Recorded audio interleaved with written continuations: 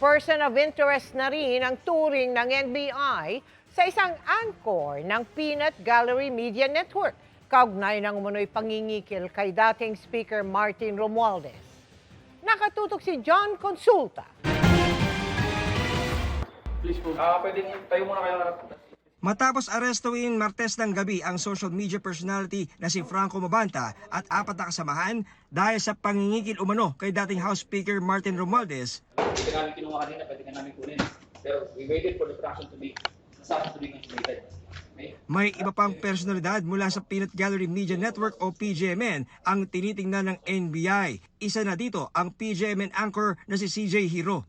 Ayon kay NBI Director Melvin Matibag, kasama si Hiro sa inireklamo kaya itinuturo siya ngayong person of interest. Sinabi niyang bilang bahagi daw ng pangingikil, may ipinadalang video clip si Mabanta kay Romualdez na makakasira daw sa kongresista at naroon sa video clip si Hiro. Yung video na ginamit na clip, siya yung nandoon eh. Ipapatawag namin siya. We will go through the process. Actually, kung tutuusin, based dun sa complaint na binigay, dapat napasama na siya eh. But we want to exercise caution. Sinusubukang makuha ng GMA News ang panig ni Hiro. Naka-deactivate na rin ang kanyang mga social media account. Nauna nang itinanggi ni Franco Mabanta ang aligasyon ng pangingikil. We definitely didn't extort Speaker Romualdez. Pero nag-apply na raw ang NBI ng cyber warrant para sa mga nakuha nilang mga gadget ng mga suspect. Nakausap din ng GMA News ang isang NBI agent na nakipagkita sa mga kasamahan ni Mabanta para maghatid ng pera. Nag-instruction sa amin na dalhin ito sa isang lugar sa Pasig at ibang tao yung magtatanggap. Giit ng abogado ni Mabanta sa inquest ng mga suspect. We felt very confident of our defense. We saw the fatal flaws of the complaint affidavit, the evidence that they've attached, and we are really confident that we built a very strong defense. Sagot naman ng NBI sa aligasyong set up ang nangyaring pag-aresto. Sir, online ang sinabi nila, sir, ay sinet up daw po sila ng NBI. Nakita mo yung tendency na to avoid yung mabidyo, makuha ng CCTV, nagpagpad, iba-iba direction, may mga phone calls, may exchange of text messages. Mahirap naman yata yun na sasabihin natin set up. And it's very unfair to the men and women of NBI na nagtatrabaho ng maayos. Dagdag di Matibag, may iba pang mga government official ang nagparamdam sa NBI. Ilan po mga nagpaparamdam if you don't have? Marami-rami na po. Basta nasa gobyerno po at may mga private personalities din. Wala naman diretsyong nagsabi na na-blackmail sila, but from the looks of it, parang yun yung gustong direction. Hinihingan namin ng panibagong pahayag ang kampo ni Mabanta. Ngayong hapon, dinala na sina Mabanta at iba pang mga suspect sa NBI Detention Facility sa Muntinlupa. John Consulta, Nakatutok, 24 Oras. Pumalag ang kampo ni Leyte 1st District Representative Martin Romualdez matapos sabihin ng founder ng Peanut Gallery Media Network o PGMN na pinapatahimik sila ng dating House Speaker. Kasunod dyan ang reklamo ng isang tauhan ni Romualdez na kinikila ng PGMN ang congressman ng 300 milyong piso kapalit ng hindi paglalabas ng isang video. Ayon sa tagapagsalita ni Romualdez, binabaluktot ng PGMN ang naratibo. Ang tanong, anya, ay kung may humingi ba ng pera kapalit ng katahimikan. Inireport lamang umano ng dating House Speaker sa mga otoridad ng sitwasyon at inaksyonan naman ito ng NBI. Dagdag niya, anumang materyalo expose na sinasabing hawak ngayon ng PGMN ay irrelevant o walang kaugnayan sa iniimbestigahang aligasyon ng extortion. Kung may ebidensya anya ang sinuman ukol sa paglabag ng isang public official, dapat anilang inilabas ito at isinumite sa mga otoridad. Hindi ito dapat gamitin para makahingi ng kapalit na pera. Ito raw ang ginawa umano ng PGMN. Git nila, ang pag-produce ng isang video na matagal nang tapos pero hindi naman inilalabas ay hindi journalism kundi extortion. Ang ganito raw gawain ay nakasisira ng lehitimong pamahayag at napipinsala ang tiwala ng publiko sa mga tunay na media institution.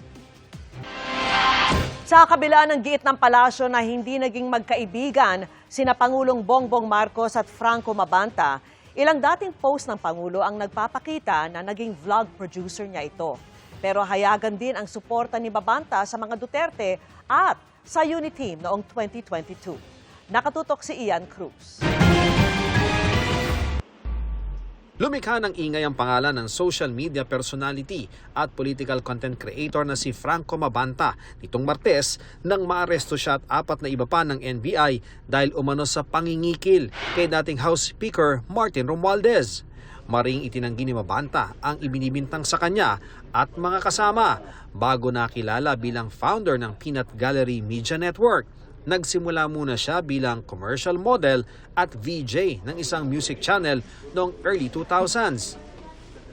Naging events host din siya. Kalaunan ay nakilala siya sa social media at isa pa nga sa mga inimbitahan sa pagdinig ng Senado noong 2017 kaugnay sa pagkalat ng fake news at disinformation kasama ang ilang kilalang vloggers at social media personalities.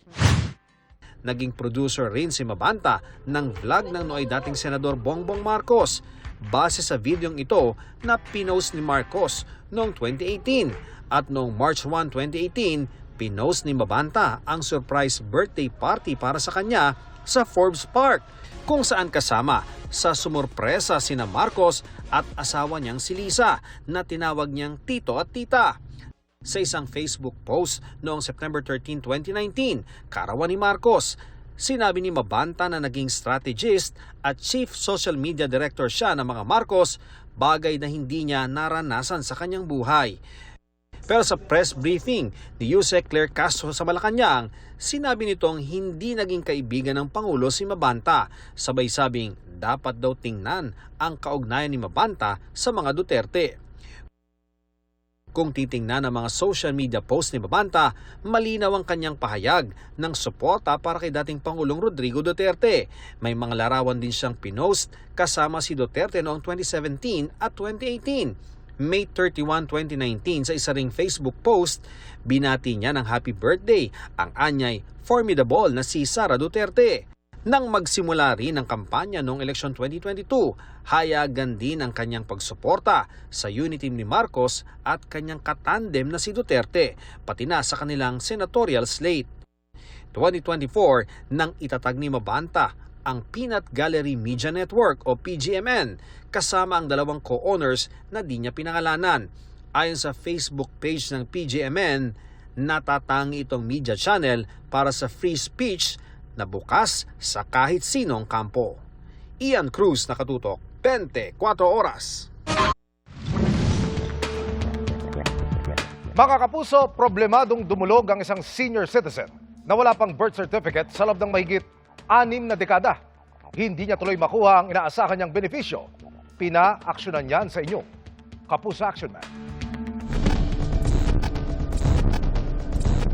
Iisa ang pakay sa inyong Kapuso Action Man ng 67 anyos na si Tatay Felizardo. Ang plano kasi niyang kumuha ng retirement pension sa isang social insurance agency, mahalagang dokumento ng pagkakakilanlan. Wala pa kasi siyang birth certificate sa loob ng mahigit 6 na dekada. Hindi na po pinarehistro ng kanyang magulang sa LCR nila. Ngayon po lang namin nalaman na hindi pala siya nakarehistro. Nagkapatong-patong pa ang problema nang malaman nilang isinilang si Tatay Felizardo nang hindi pa naikakasal ang kanyang mga magulang. Ngayon, inihingan kami ng katunayan na ina-accept siya ng tatay niya na gamitin ang kanyang apelyido. Wala na po yung kanyang magulang, patay na po 8 years old pa lang po siya, patay na.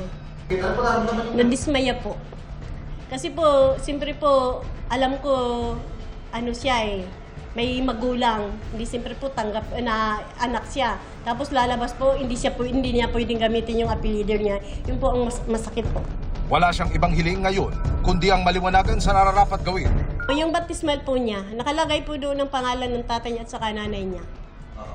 Yun lang po ang tapos lahat naman po sa mga kapatid niya, yung panganay niya, lahat po ginagamit naman po yung sa tatay niya. Nananawagan po ako sa PSA po kung pwede pong matulungan po ang asawa ko po na mabigyan po siya ng birth certificate.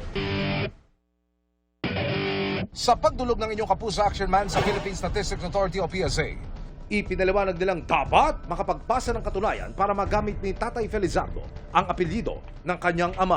Yung authentic writing, dapat ito yung kasulatan ng kanyang father na nire-recognize siya na anak siya. Pero paano ang late registration kung matagal nang sumakabilang buhay ang kanyang mga magulang? Since wala siyang proof of recognition, maaari po siyang i-register under the surname of the mother. And then later, to petition na lang po sa court para may erase yung kanyang status from non-marital child to a legitimated child. Yan po yung proseso. So instead na mag-file ng recognition through yung acknowledgement at kailangan yung authentic writing, since kasal naman po yung parents po niya, maaari po siyang mag-file ng legitimation pero sa korte na po ito idudulog. Sa ngayon ay inaasikaso na ni Tatay Felizardo ang pagpapadelayed birth registration sa tulong ng PSA.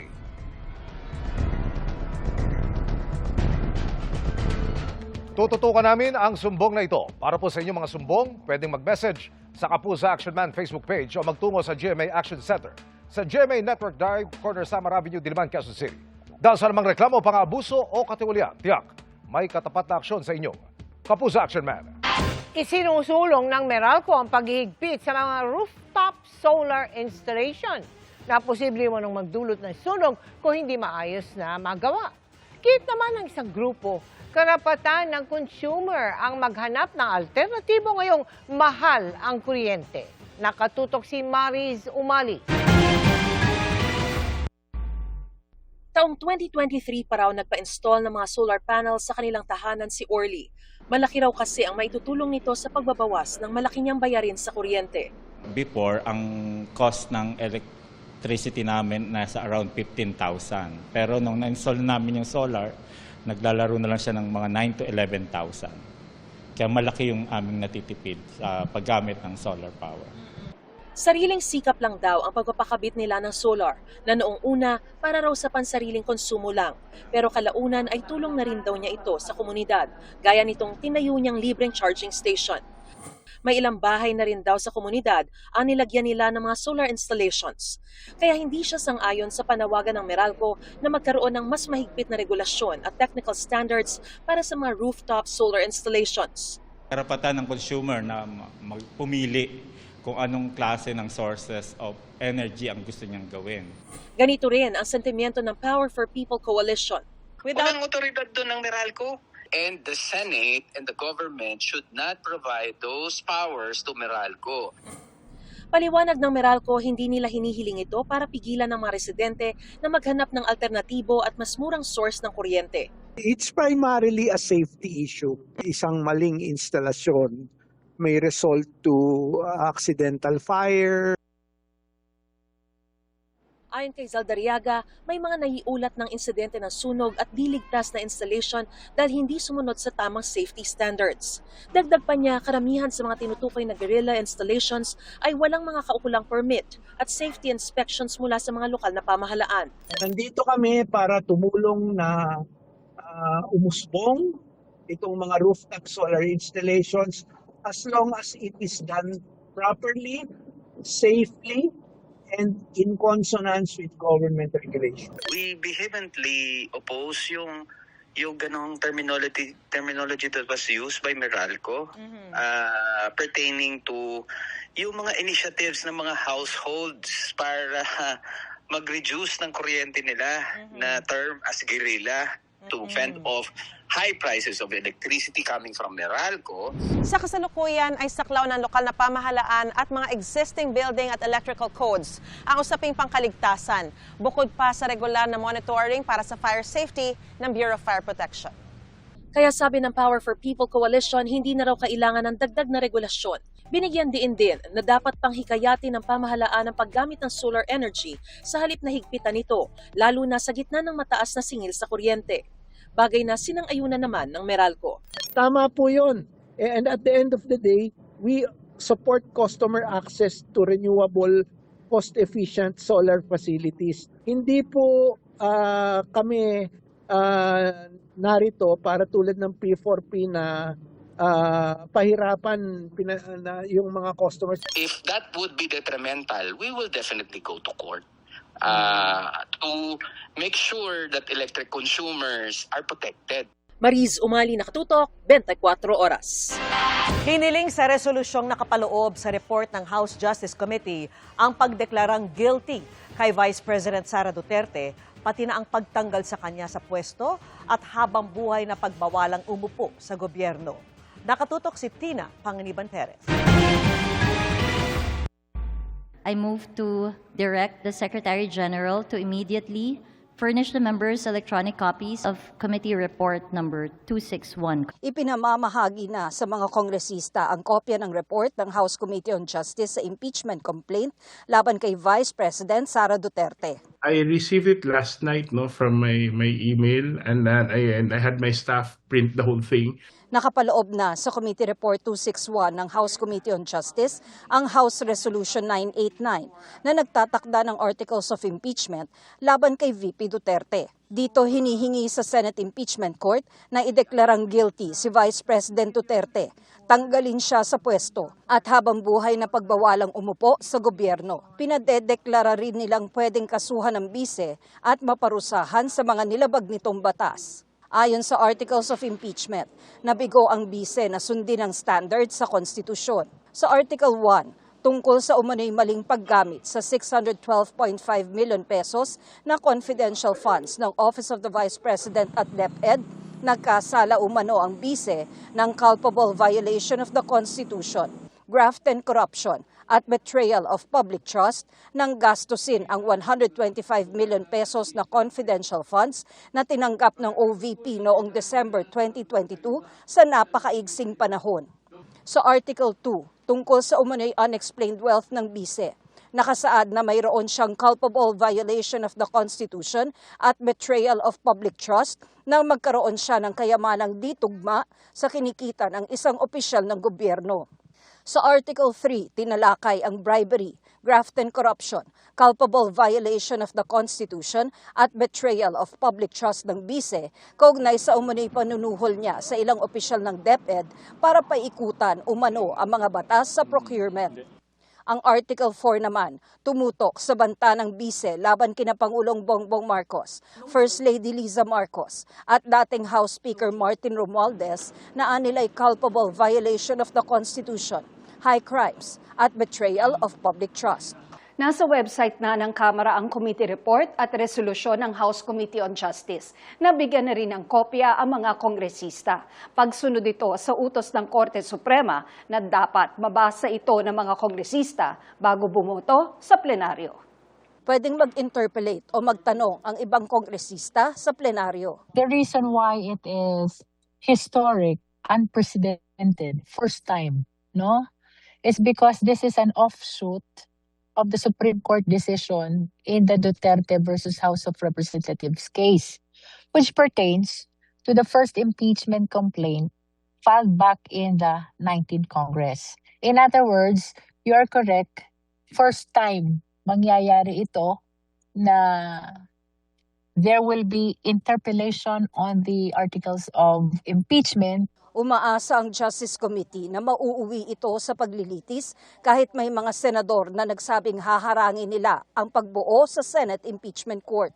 We're positive and hopeful that there are no grounds why they should stop the Senate from convening to an impeachment court. Hanggang ngayon, no TRO issued by the Supreme Court, which means that no law was violated. Tina Panganiban Perez, Nakatutok, 24 Oras.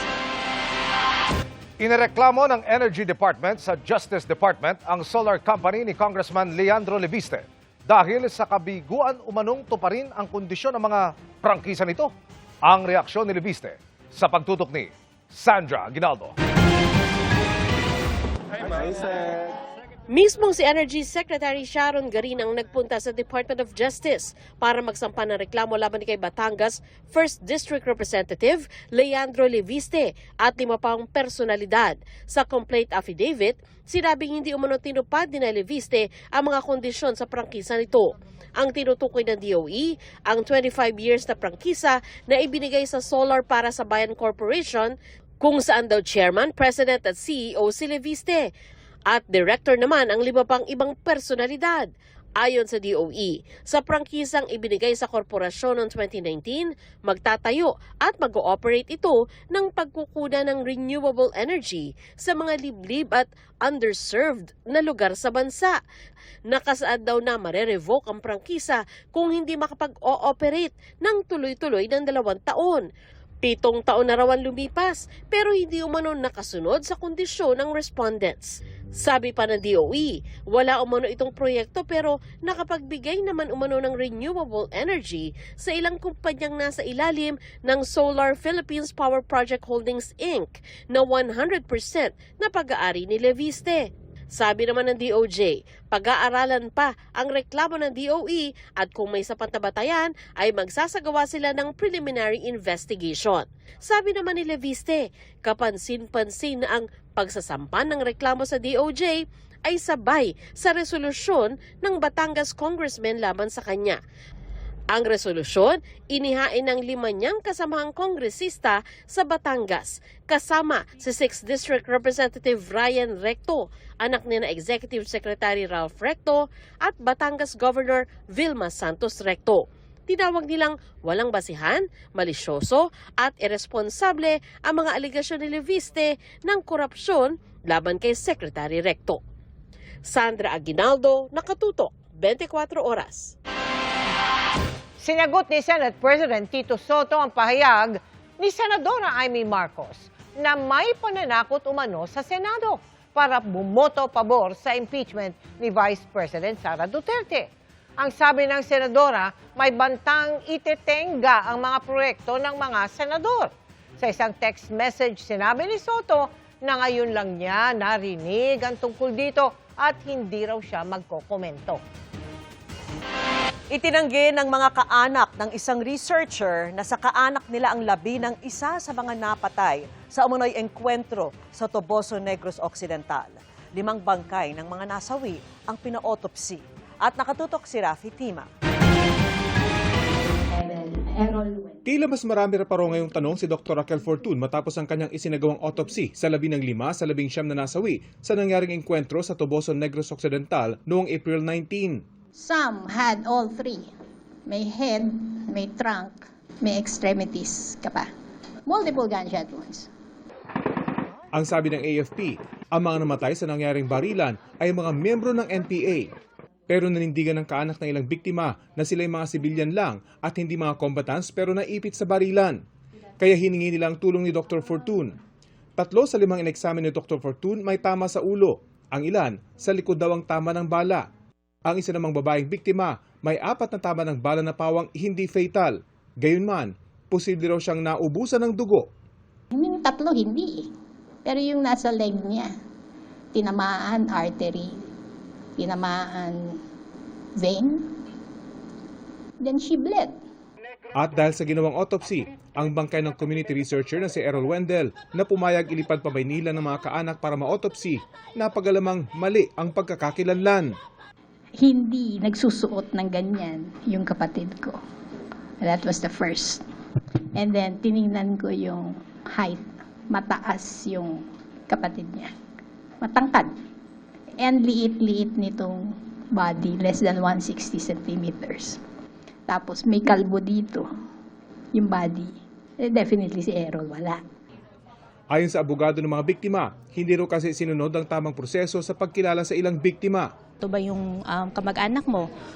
Photograph, nung sinabing ito po yung kamag-anak ko, tinuro na sa kanila kung anong body bag ang i-claim. Nakikipag-ugnayan na raw sila ngayon sa kaanak na ibang namatay sa insidente na inilibing na ang kanilang nasawing kaanak. Ang asawa ng Filipino-American na si Lyle Prioles na namatay din sa engkwentro, hindi itinago ang nararamdaman. You wanna know my reaction? I'm angry. Gate ni Marian na lumipad pa mula Amerika para kilalanin si Lyle, hindi raw armadong rebelde ang kanyang asawa. He regularly comes to the Philippines. It just stopped when the pandemic happened. So he's usually here integrating with the community.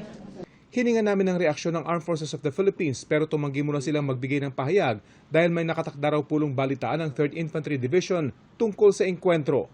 Rafi Tima, Nakatutok, 24 Oras. Ready nang mag-uwi ng corona para sa bansa si Miss Universe Philippines 2026 si Bea Milian Windorski. Isang araw sa kanyang inspirasyon, isa sa mga dating Miss U Philippines. Yan ang chika ni Aubrey Carampel. My heart will go on. Your Pinoy celebrity crush? MMD. Yan ang ni-reveal ni 2026 Miss Universe Philippines Bea Milian Windorski nang sumalang sa Fast Talk with Boy Abunda kahapon. Sa panayam ng GMA News and newly crowned queen, ibinahagi niya ang dahilan ng paghanga niya sa fellow queen na isa ring Miss Universe Philippines title holder. Well, as someone who is proudly part of the LGBT community, it was just amazing to see a woman who so proudly owns her identity and who is also so fashionable. Something that I'd love to bring into my reign as Miss Universe Philippines is to be more fashion forward like Michelle D is. Days after the coronation night, abala na si Bea sa kabi-kabilang guestings at pagdalo sa events. Kahapon, kasama ang iba pang Miss Universe Philippines 2026 delegates, ay tinanggap niya ang isang special award na napanalunan during the pageant. Para kay Bea, pagkakataon rin ito para maisulong ang kanyang mga advocacy. Continue promoting the rights of OFWs, protection for our environment, and increasing equality for our trans brothers and sisters is really what makes me continue on this journey. Sa panayam din sa kanya ni Tito Boy, di rin naiwasang maging emosyonal ni Bea dahil hindi naging madali ang kanyang Miss Universe Philippines journey. It's just been the culmination of so much hard work and effort. To be able to represent my chosen home means the world to me, and it's really an emotional moment to not only bring the talents of the Filipino people internationally, but also to carry the hopes and dreams of all of my co-delegates who joined MUPH. Ang kanyang pagkapanalo, nabahiran pa ng ilang kritisismo, lalo na sa mga kumukwestiyon ng kanyang pagiging Pilipino. Born and raised si Bea sa Wisconsin, USA, habang ang kanyang lolo at lola ay tubong San Juan, La Union. Lumaki man daw siya sa Amerika, always proud pa rin daw siya na maging Pinoy. For me, I've heard that I'm not enough my whole life, whether that be from Americans who say I'm too foreign, or from Filipinos who say I'm too American. So at the end of the day, this journey has been just about being enough for myself and enough for the communities that I want to support. Gagawin niya raw ang makakaya para maiuwi ang ikalimang Miss Universe crown para sa Pilipinas. Agyamanak unay po for your support. I'm ready to make you proud in Puerto Rico. I promise to work hard and to really make our country proud. Aubrey Carampel, updated sa Showbiz Happening. Minsan kapag hindi natin kaagad nakukuha yung mga gusto natin, madali nating sukuan. Lalo na kung nakailang beses na pero wala pa rin. Pero ibahin nyo mga kapuso, ang 1-year-old na si Chase. Bakit? Na mahaba raw ang pasensya ma'am para lang marinig ang kantang gusto niya. Aba, ano kaya yun? Parang tayo yata ang may matututunan sa batang patok of the town natin ngayong gabi, ha? Alamin na nga natin kung anong kanta ba ang inaabangan niya. Wheels on the bus, I think it, hawak ko ang hitlak, twinkle, twinkle, Tila naka-premium sa app kung maka-unli skip sa kanta si Chase hanggang hindi niya naririnig ang kanyang favorite song. Halos maubos na raw mga kapuso ang nursery rhyme songs na kinanta ng kanyang tita pero hindi pa rin nila mahulaan ang gusto yung porsjonada ng bata na si Chase. Pero eto, sa huli, sumakses naman ang kanyang mga tita dahil natumbok nila kung ano ang pinakahihintay niyang marinig. Ano? Sige nga, Aber. Anong kanta? Ano nga? If you're happy and you know it, clap your hands. If you're Si Barney pala ang gusto. Happy and you know it, and your face has got to show it. happy and you know it.